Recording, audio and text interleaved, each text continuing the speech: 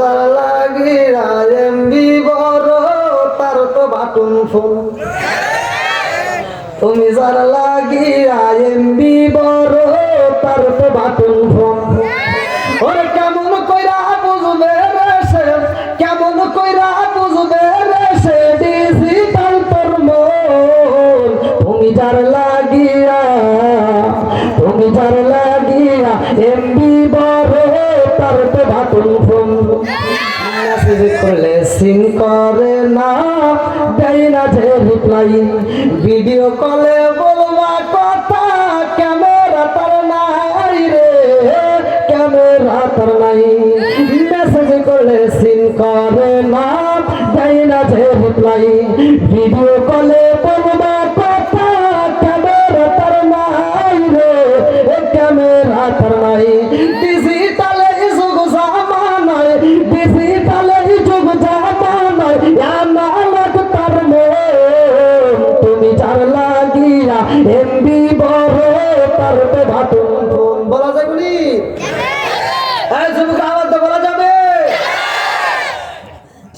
hello ওয়াজ করুন মাঝে মাঝে এদিক সেদিক একটু নেওয়া লাগে এই যে জান্নাত জাহান্নামের বিষয় ওয়াজ করতেছি ভাই এই ওয়াজ তো সবাই আমাকে বিষয় দিয়েছেন ঠিক আছে কিন্তু এই ওয়াজ কইরা আপনাদের ভিতর যদি এই ভয়টা না আসে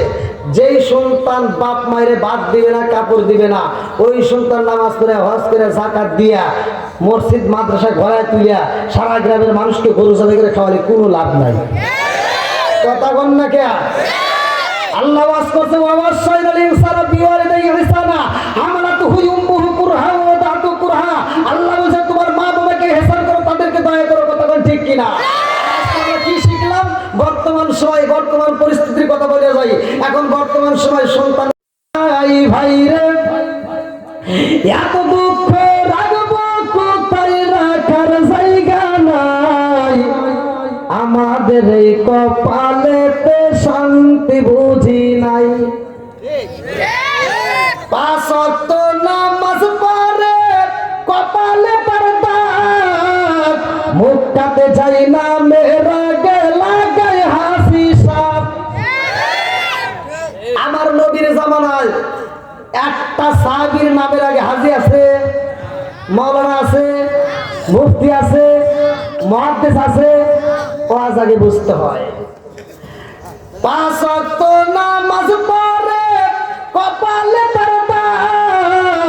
মুখটাতে যাই না মেরা গেলা গায় হাসি সাপ চাদু কানে বসে হাসি টেলিভিশন চাই ভাই রে চাদু কানে বসে হাসি টেলিভিশন চাই হিন্দি গানের তালে তালে পা দুটি নাচায়